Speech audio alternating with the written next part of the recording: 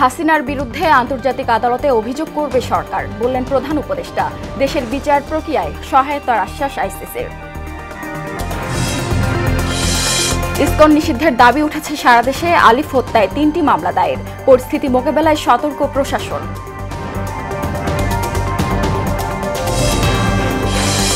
শুষ্ক মৌসুম শুরু না হতেই ধুলায় আচ্ছন্ন নগরী। সহনীয় মাত্রা ছাড়াচ্ছে বায়ু দূষণ। নীতিগত দুর্বলতাকে দুষছেন গবেষকরা।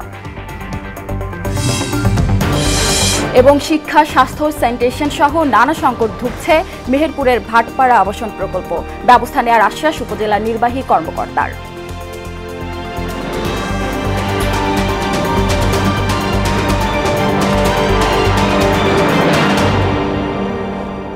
আসসালামু আলাইকুম, সবাইকে মোহনা সংবাদে স্বাগত। শুনছিলেন শিরোনাম, সঙ্গে আছি সুরাইয়া শুভ্রা।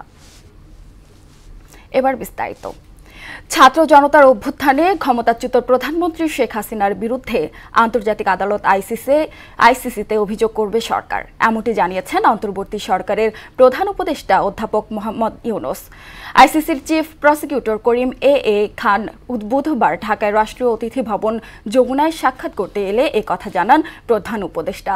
তারা রোহিঙ্গা সংকট, মিয়ানমার পরিস্থিতি এবং জুলাই আগস্ট গণ আন্দোলনের সময় নৃশংসতার বিচার ও জবাবদিহিতা নিয়ে আলোচনা করেন। এ সময় বাংলাদেশের আন্তর্জাতিক অপরাধ ট্রাইব্যুনালকে সহযোগিতার আশ্বাস দেন আইসিসির প্রধান কৌঁসুলি। দেশের স্থিতিশীলতার জন্য সবাইকে ঐক্যবদ্ধ থাকার আহ্বান জানিয়েছেন বিএনপি মহাসচিব মির্জা ফখরুল ইসলাম আলমগীর। বুধবার সন্ধ্যায় প্রধান উপদেষ্টা ডক্টর মোহাম্মদ ইউনূসের সঙ্গে বৈঠক শেষে সাংবাদিকদের সঙ্গে কথা বলার সময় সংশ্লিষ্ট সবার প্রতি আহ্বান জানান তিনি। মির্জা ফখরুল জানান, দেশের শান্তি বিনষ্টকারী শক্তিকে প্রতিহত করতে সব রাজনৈতিক দলের সঙ্গে আলোচনা করে জাতীয় ঐক্য গঠনে উদ্যোগ নেওয়ার আহ্বান জানিয়েছে বিএনপি। এর আগে বিএনপির 5 সদস্যের একটি প্রতিনিধি দল প্রধান উপদেষ্টার সঙ্গে সাক্ষাৎ করেন। ইসকন নিষিদ্ধের দাবি উঠেছে সারা দেশ থেকে। বুধবার আইনজীবী সাইফুল ইসলাম আলিফের জানাজায় অংশ নিয়ে এমন দাবির কথা জানান সমন্বয়ক হাসনাত আবদুল্লাহ এবং সার্জিস আলম। বলেন, ইসকন জঙ্গি সংগঠন হিসেবে বাংলাদেশে অশান্তি সৃষ্টি করছে। এদিকে পুলিশের ওপর হামলার ঘটনায় আলাদা 3টি মামলা দায়ের করা হয়েছে। আইনজীবী আলিফ হত্যার প্রতিবাদে দেশের বিভিন্ন জেলায় মানববন্ধন, প্রতিবাদ সমাবেশ ও বিক্ষোভ মিছিল অনুষ্ঠিত হয়। চিন্ময় কাণ্ডের পর চট্টগ্রামে থমথমে অবস্থা বিরাজ করছে। শহর জুড়ে নিরাপত্তা ব্যবস্থা জোরদার করা হয়েছে। বিস্তারিত জানাতে সরাসরি যুক্ত হচ্ছেন সহকর্মী সুমন কুমার দে। সুমন, চট্টগ্রামের বর্তমান পরিস্থিতি কেমন দেখছেন? আজ কোনো কর্মসূচি আছে কিনা?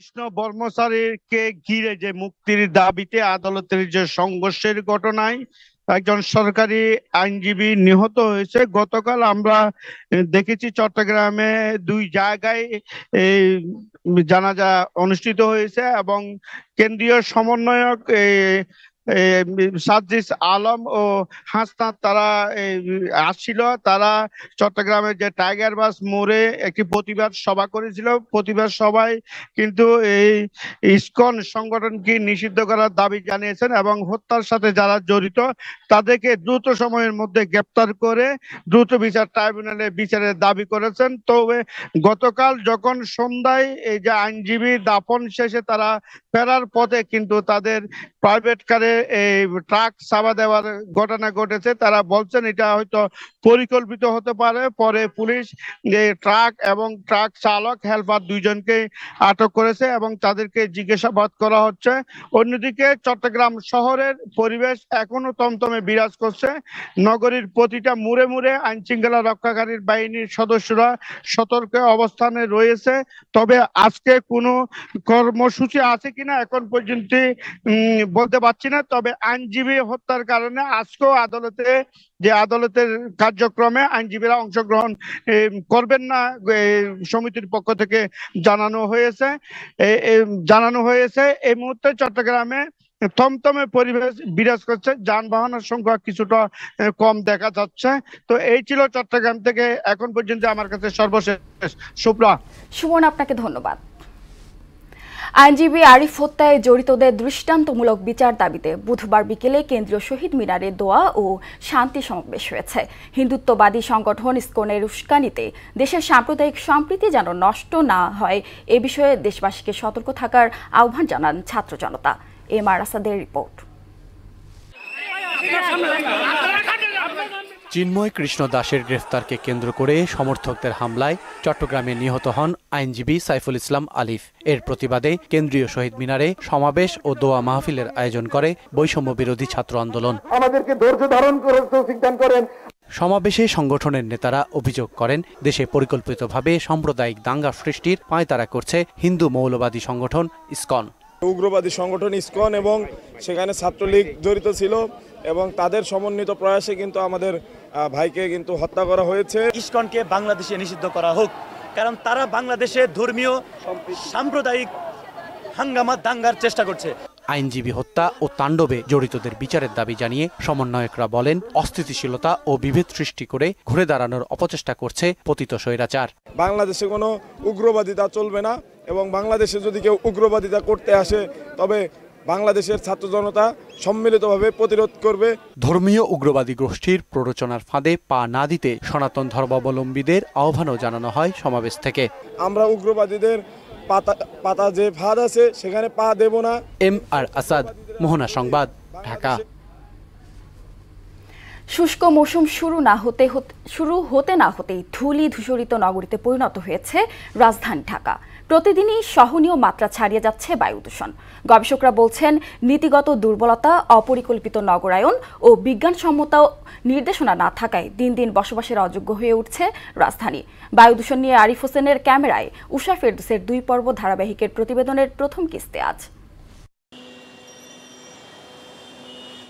পুরো নভেম্বর জুড়েই প্রায় প্রতিদিনই পৃথিবীর সবচেয়ে দূষিত নগরীর প্রথম 3টি শহরের মধ্যে ছিল ঢাকা। বাংলাদেশে সাধারণত নভেম্বর থেকে মার্চের মাঝামাঝি সময় পর্যন্ত বাতাসের মান এতটাই খারাপ থাকে যে বছরের প্রায় 65% দূষণ হয়ে থাকে, যার মাসুল গুনতে হয় কোটি মানুষকে। ধুলোবাল থাকলে তো শ্বাসকষ্ট আক্টিভে ধুলোবালের কারণে আমার সমস্যা হয়। আমাদের শ্বাসকষ্ট কষ্ট হচ্ছে, আমাদের পরিবেশটা দূষণ হচ্ছে। পরিবেশ দূষণের ফলে আমাদের তো সবারই রোগ জীবাণু হচ্ছে। যারা অ্যাজমা আছে তাদের জন্য তো খুবই সমস্যা। এই বিষয়টা যদি আমরা একজন সচেতন নাগরিকের দৃষ্টিকোণ থেকে চিন্তা করতে যাই, তাহলে মনে হয় এই বিষয়টি আমাদের একটু সচেতনভাবে আমলে নেওয়া উচিত এবং কিভাবে আসলে বায়ু দূষণটি কমানো যায় সেই বিষয়ে পদক্ষেপ গ্রহণ করা উচিত। ভৌগোলিক কারণে প্রতি বছর শীতের সময় ঢাকার বায়ু দূষণ বাড়লেও 2 বছর ধরে শীত শুরুর আগে থেকেই এ মাত্রা বাড়ছে আর বিশ্বের কয়েকটি দূষিত শহরের প্রথম দিকে থাকছে। শুষ্ক মৌসুমে ভারতের অংশ থেকে বাংলাদেশের দিকে বাতাস প্রবাহিত হয়, তাই দিল্লির দূষণ চরম আকার ধারণ করলে বাংলাদেশেও বায়ু দূষণের মাত্রা বেড়ে যায়। বায়ু দূষণের ফলে দেখা যাচ্ছে ক্যান্সার হচ্ছে, বায়ু দূষণের ফলে ডায়রিয়া হচ্ছে, মহামারী হচ্ছে, চর্মরোগ হচ্ছে। অনেক সময় বায়ু দূষণের ফলে কনজাংটিভাইটিস হচ্ছে, ভাইরাল কনজাংটিভাইটিস একটা থেকে আরেকটা ছড়াচ্ছে।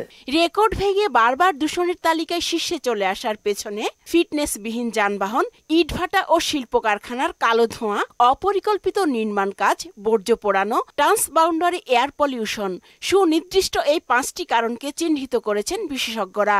আমরা শুধু গাইডলাইন ভ্যালু দিচ্ছি, কিন্তু আমরা কি করতে হবে সেটা কিন্তু আমরা বলতে পারছি না। তাহলে পলিসির একটা দুর্বল সাইড এটা। আমাদের যে গাইডলাইন ভ্যালুগুলো আছে সেইগুলোর পিছনে কোনো সায়েন্টিফিক কোনো ডকুমেন্টস নাই যে এইটা কিভাবে তৈরি হয়েছে।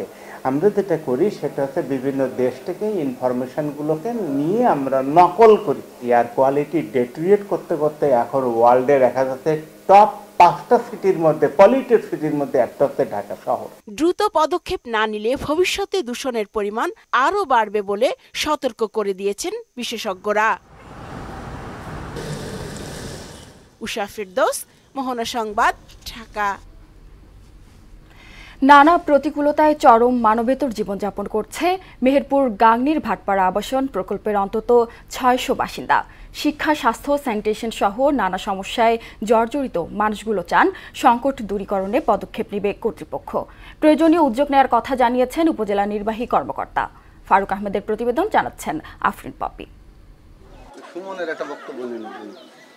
মেহেরপুর গাংনী উপজেলার ভাটপাড়া নীলকুঠি এলাকায় 2002 সালে ছিন্নমূলদের জন্য নির্মাণ করা হয় আবাসন প্রকল্প, যেখানে বাসস্থানের ব্যবস্থা করা হয় 90টি পরিবারের। তাতে জায়গা হয় দিনমজুর ও ভিক্ষুকদের। বর্তমানে 6 শতাধিক লোক বাস করছে এই আবাসন প্রকল্পে। কিন্তু আবাসনে নেই শিক্ষা, চিকিৎসা সহ তেমন কোনো ব্যবস্থা নেই। কবরস্থান, লাশ দাফন করতে হয় অন্য গ্রামে, সেখানেও পড়তে হয় বিপাকে। ভাঙাচোরা রাস্তা, রয়েছে সুপেয় পানীয় জলের অভাব। এসব সমস্যা মোকাবেলায় সহায়তা চান আবাসনের বাসিন্দারা। 90টা ঘরে আমাদের কোনো ঠিক মতন পানি গড়ে না, আমাদের টয়লেট পায়খানা এগুলো নষ্ট, তারপরে টিনগুলা কানা হয়ে গেছে সেগুলো নষ্ট। নতুন করে পাকা ঘরের একটা ব্যবস্থা করা হয়, আর ঘরগুলো একটু বড় সড়ো করি, তাহলে আমাদের একটু সুবিধা হয়। ওপরে টিনে কানায় পানি পড়ে, ফুটো হয়ে গেছে। আমরা ছেলে পিলি বিছিনে শুইলে আমরা ছেলে পিলি নিয়ে ভিজে যাই। আমাদের এখানে হয়েছে পানি হইলে পানিতে পানি বাতি যায়। মানুষজনের সময় কবরস্থান নাই, মাটি দিতে পারিনি। আমাদের যাতে একটু আশছাড়া করে দেয় তাহলে আমাদের একটু সুবিধা হয়। সব জেনে ঘরগুলো সংস্কারের উদ্যোগ নেওয়া হবে বলে জানালেন গাংনী উপজেলা নির্বাহী কর্মকর্তা। সেই আশ্রয় প্রকল্পে যারা উপকারভোগী বসবাস করে তাদের আসলে কিছু ঘর জরাজীর্ণ অবস্থায় আছে, সেই ঘরগুলো আমরা সংস্কারের জন্য প্রয়োজনীয় ব্যবস্থা গ্রহণের জন্য পদক্ষেপ ইতিমধ্যে গ্রহণ করেছি। আশা করি অল্প সময়ের মধ্যে তাদের এই সংস্কার কাজটি করা সম্ভব হবে। আবাসন প্রকল্পের সমস্যা সমাধান করে বসবাসের উপযোগী করবে কর্তৃপক্ষ, এমন চাওয়া এখানকার বাসিন্দাদের। আফরিন পপি, মোহনা সংবাদ। মেঘনা নদী বেষ্টিত এলাকা আশুগঞ্জ উপজেলার লালপুর গ্রাম। নদীর কারণে এখানে ধরা পড়ে দেশি নানা প্রজাতির মাছ। ধরা মাছ কাটা এবং শুটকি তৈরি ও বিক্রিকে ঘিরে ব্যস্ত থাকে এখানকার বাসিন্দারা। প্রতি বছর প্রায় 150 থেকে 200 কোটি টাকার শুটকি বিক্রি হয়। তসলিম আহমেদের প্রতিবেদন, জানাচ্ছেন বুসরাত জাহান। আশুগঞ্জের লালপুর গ্রামে মেঘনার পাড়ের শুটকির ঐতিহ্য 100 বছরের। এখানে অক্টোবর থেকে মার্চ পর্যন্ত চলে শুটকি উৎপাদনের কাজ। মূলত পুঁটি, শোল, গজার, বোয়াল, ঘৈন্যা, ট্যাংরা, চাপিলা, লাসু, পাঙ্গাস, রুই, পাবদা, কাইক্কা, পুঁটি মাছের শুটকি তৈরি হয়। গুণে মানে ভালো ও সুস্বাদু হওয়ায় লালপুরের শুটকি দেশের বিভিন্ন জেলায় এবং ভারত সহ মধ্যপ্রাচ্যের কয়েকটি দেশে রপ্তানি হয়। তবে চলতি মৌসুমে নদীতে আর আগের মতো মাছ ধরা পড়ছে না, সেই সাথে মুনাফার অর্ধেকই চলে যায় সুদের খাতে। তাই শুটকি ব্যবসায়ীরা পড়েছেন ক্ষতির মুখে। এ অবস্থায় সহজ শর্তে ব্যাংক ঋণ দেওয়ার দাবি জানিয়েছেন ব্যবসায়ীরা। দাবি তো আমাদের একটাই, যে সরকার যদি আমাদের কম পয়সার মধ্যে কিছু লোন দেয় তাহলে একটু ভালো হয়। এবছরটা মাছের আমদানি একটু কম, এজন্য মাছ একটু দামে কিনতে হয়। মাছ বেশি আসলে বেশি পাওয়া যায়। এখানে শুটকি যে ইন্ডিয়া যাইতেছে, এরপরে বিদেশও যাইতেছে, চট্টগ্রাম নিতেছে, সারা বাংলাদেশ এই লালপুরের শুটকি যাইতেছে। তবে এই মুহূর্তে আর্থিক সহায়তা না দিলেও শুটকি ব্যবসায়ীদের প্রয়োজনীয় প্রশিক্ষণ দিয়ে পাশে আছে উপজেলা মৎস্য অফিস। তাদেরকে আমরা সরাসরি এখনো পর্যন্ত কোনো কিছু আর্থিক সহযোগিতা বা এরকম কোনো কিছু দিইনি। তবে আমরা প্রশিক্ষণ এবং কিছু জনসচেতনতামূলক সভা করেছি তাদের সাথে, যেন শুটকি উৎপাদনে তারা কোনো রকম বিষ প্রয়োগ না করে, যেটা মানুষের শরীরের স্বাস্থ্যের জন্য ক্ষতিকর। চাহিদা অনুযায়ী মাছ না পাওয়ায় এবার মানভেদে শুটকির দাম কেজিতে 50 থেকে 100 টাকা পর্যন্ত বাড়বে বলে আশঙ্কা ব্যবসায়ীদের। বুসরাত জাহান, মোহনা সংবাদ। ডেঙ্গু আক্রান্ত হয়ে একদিনে আরও 4 জনের মৃত্যু হয়েছে। হাসপাতালে ভর্তি হয়েছেন আরও 888 জন। স্বাস্থ্য অধিদপ্তরের সংবাদ বিজ্ঞপ্তিতে এ তথ্য জানানো হয়। এতে বলা হয়েছে, হাসপাতালে নতুন ভর্তিদের মধ্যে বরিশাল বিভাগে 50 জন, চট্টগ্রাম বিভাগে 80, ঢাকা বিভাগে 239, ঢাকা উত্তর সিটিতে 188, ঢাকা দক্ষিণ সিটিতে 105, খুলনা বিভাগে 117 জন রয়েছে। স্বাস্থ্য অধিদপ্তর জানিয়েছে, জানুয়ারি থেকে এখন পর্যন্ত সব মিলিয়ে 89,603 জন রোগী হাসপাতালে ভর্তি হয়েছেন। আর ডেঙ্গুতে মৃত্যু হয়েছে 475 জনের। আবারও আন্তর্জাতিক প্রসঙ্গ। ইসরায়েলের হামলায় ফিলিস্তিনের গাজায় 24 ঘন্টায় নিহত হয়েছেন 33 জন, আহত হয়েছেন আরও 134 জন। এতে গাজায় মোট নিহত ও আহতের সংখ্যা পৌঁছেছে যথাক্রমে 44,282 এবং 1,04,880 জনে। এদিকে উপত্যকাটিতে যুদ্ধবিরতি প্রতিষ্ঠার জন্য আঞ্চলিক শক্তিগুলোর সঙ্গে নতুন করে প্রচেষ্টা চালানো হবে বলে জানিয়েছেন মার্কিন প্রেসিডেন্ট জো বাইডেন। খেলার খবর, শুরুতে boxing. AF boxing promotion international লিমিটেডের সহযোগিতায় এবং বাংলাদেশ প্রফেশনাল বক্সিং অ্যাসোসিয়েশনের আয়োজনে শুক্রবার বসুন্ধরার জেফ অ্যারিনায় অনুষ্ঠিত হবে জেন জে ফাইট নাইট। প্রতিযোগিতায় মোট 13টি বাউট অনুষ্ঠিত হবে, যার মধ্যে 7টি আন্তর্জাতিক বাউট, 6টি জাতীয় বাউট, 3টি নারী বাউট এবং 10টি পুরুষ বাউট। এ উপলক্ষে রাজধানীর আফতাবনগরে হাউস অব বক্সিং অ্যারেনায় এক সংবাদ সম্মেলন অনুষ্ঠিত হয়। এতে বক্সিং ফাইটের বিস্তারিত তুলেন বাংলাদেশ প্রফেশনাল বক্সিং অ্যাসোসিয়েশনের সভাপতি আসাদুজ্জামান। ওয়ার্ল্ড বক্সিং কাউন্সিলের তত্ত্বাবধানে এশিয়া ইন্টারকন্টিনেন্টাল টাইটেল আমরা খেলতে যাচ্ছি আগামী 29 November 2024 Friday. Hopefully 9 PM we start this title. শেষ করব মোহনা সংবাদ, যাবার আগে শিরোনামগুলো আরও একবার।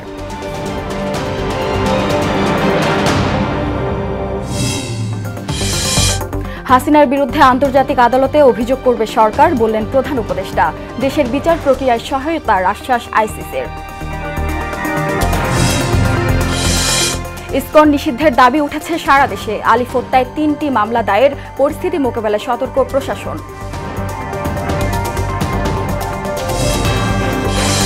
শুষ্ক মৌসুম শুরু না হতেই ধুলায় আচ্ছন্ন নগরী। সহনীয় মাত্রা ছাড়াচ্ছে বায়ু দূষণ, নীতিগত দুর্বলতাকে দুষছেন গবেষকরা।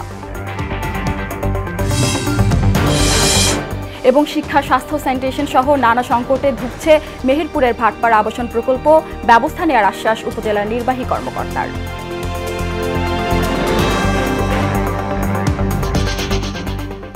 এ ছিল মোহনা সংবাদে। পরবর্তী সংবাদ দুপুর 1টায়। এর আগে সংবাদ এক নজরে দেখবেন দুপুর 12টায়। মোহনার সবশেষ খবর জানতে ভিজিট করুন www.mohana.tv। সংবাদ দেখতে পান ফেসবুক, ইউটিউবেও। এতক্ষণ সঙ্গে থাকার জন্য ধন্যবাদ সবাইকে।